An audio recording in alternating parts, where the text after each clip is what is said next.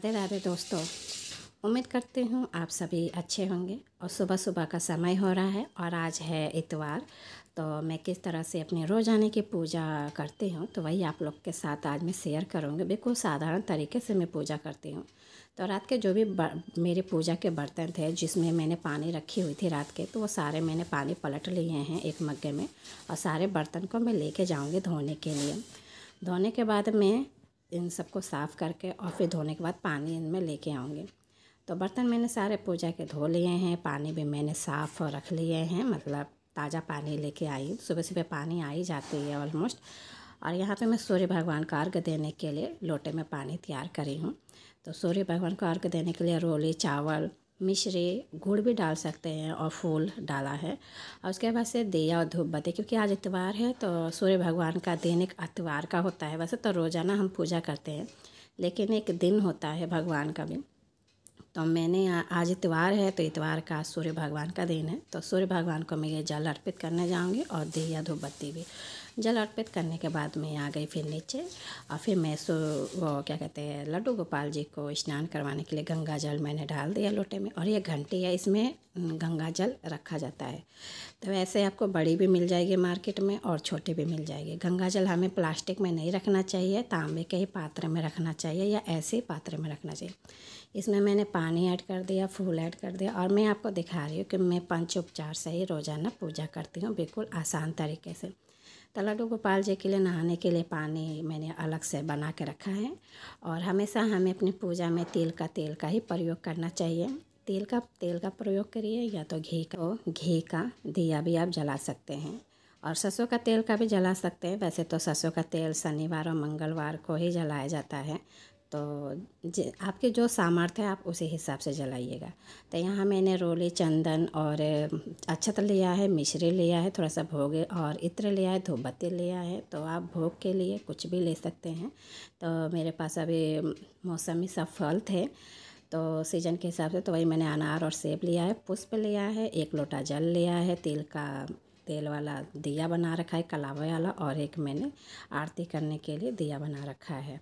तो यहाँ मैंने आसन लिया है। तो आसन हमें सबसे पहले बहुत ज़रूरी होता है फ्रेंड। हम जब भी पूजा करते हैं तो हमें आसन की बहुत ज़रूरी होता है। कोई होता है ना नीचे बैठ के पूजा करते हैं, तो नीचे कभी भी बैठ के पूजा नहीं करनी चाहिए। हमें आसन बिछा लेनी चाहिए। और आसन बिछाते समय हमें इनको भी प्रणाम कर लेना चाहिए। तो आसन बिछा लेना चाहिए, क्योंकि इंद्र हमारे बिना आसन की पूजा करते हैं ना, तो इंद्र हमारी पूजा ले लेते हैं, फिर हमें कोई फल प्राप्ति ही नहीं होती है। तो यहाँ मैं दिखा रही हूँ कि प्रतिमा अगर आपके मंदिर में हो, आप प्रतिमा की कैसे पूजा करेंगे वो भी मैं दिखाऊंगी। पूजा करके प्रतिमा की किस तरह पूजा की जाती है, और हमारे मंदिर में विग्रह हैं उनकी भी कैसे पूजा की जाती है वो भी मैं इसमें शेयर करूँगी। तो मैंने 1 लोटा जल लिया है और हल्का सा आपको छींटा लगाना है। मैंने जो जल ठाकुर जी के लिए बना रखी थी स्नान करवाने के लिए, तो सबसे पहले मैं प्रतिमा पे छींटा डालूँगी। और ज़्यादा हमें छींटा नहीं डालनी है, बस हल्की हल्की सी छींटे डालनी है। और उसके बाद से साफ़ कपड़े से पोंछ लूँगी मैं। तो अच्छे से मैं पोंछने के बाद इनको अच्छी तरह से साफ़ करना है, क्योंकि इनको पर धूल मिट्टी ना होनी चाहिए। प्रतिमा जितनी साफ़ होती है उतनी ही हमें अच्छी ऊर्जा भी मिलती है। और यहाँ पे आप हमेशा जब भी रोली चंदन आप इस्तेमाल करें तो गीला करके ही ये मतलब इस्तेमाल करना चाहिए। तो यहाँ मैंने गीला कर लिया है। रोली चंदन सूखा कभी भी हमें देवी देवता को अर्पित नहीं करना चाहिए, गीला करके ही अर्पित करनी चाहिए। तो यहाँ पे स्वास्तिक बना लिया है मैंने, क्योंकि मुझे अब लड्डू गोपाल जी को, गणेश जी को, लक्ष्मी जी को, जो भी मेरे मंदिर में विग्रह हैं उन सबको मैं स्नान करवाऊँगी। तो यहाँ पे सबको मैं बैठा दूँगी। यहाँ तुलसी का पत्ता भी रख दिया है। तो यहाँ पे मैंने सबको बैठा दिया है और इनको स्नान करवा दूँगी फ्रेंड। तो इनको स्नान करवाने के बाद साफ़ कपड़े से इन सभी को अंग पोछन मतलब कर दूँगी, अच्छे से पोंछ दूँगी।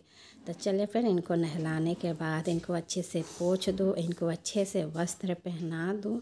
और हर घर में ठाकुर जी विराजमान हैं, आप लोग भी सेवा करते होंगे। ठाकुर जी का एक अलग ही नियम होता है। और ये जो पानी है, ये पानी हमारी चनामृत बन चुकी है फ्रेंड। तो इसको हम थोड़ा बहुत पी भी लेंगे और घर में छींटा भी डाल देंगे, और जो भी बचेगा वो पौधे में डाल देंगे।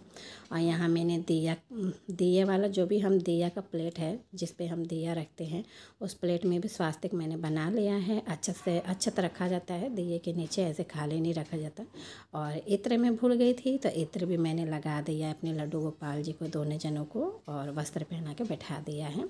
तो आजकल गर्मी हो रही है, तो गर्मी की वजह से मैं मुकुट नहीं पहना रही हूँ, क्योंकि है तो ये बाल रूप ही।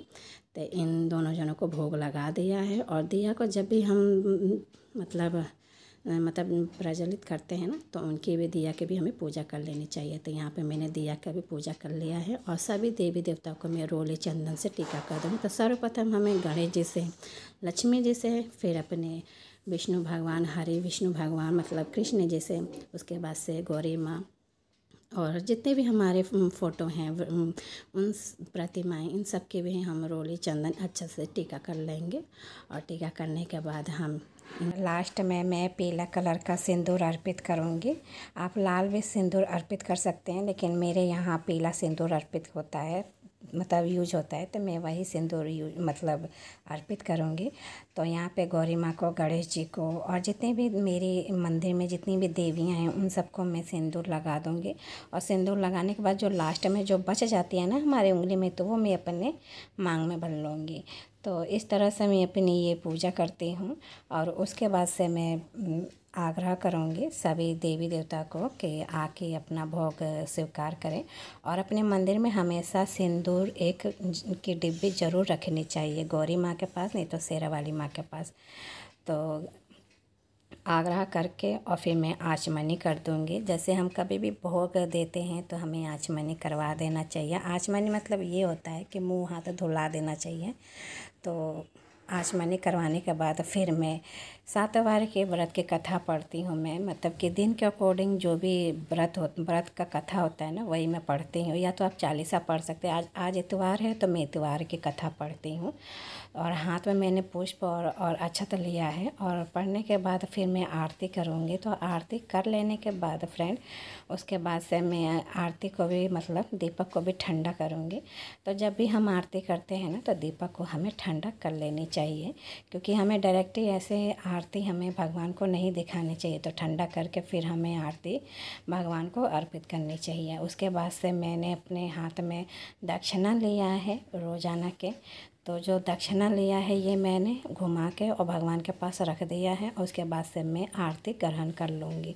तो इसी तरह मेरी रोज़ की पूजा होती है, बिल्कुल साधारण तरीके से ही होती है फ्रेंड। अगर आपके पास फूल ना हो तो फूल के बगैर भी आप पूजा कर सकते हैं, फल वल ना हो तो उसके बगैर भी पूजा कर सकते हैं।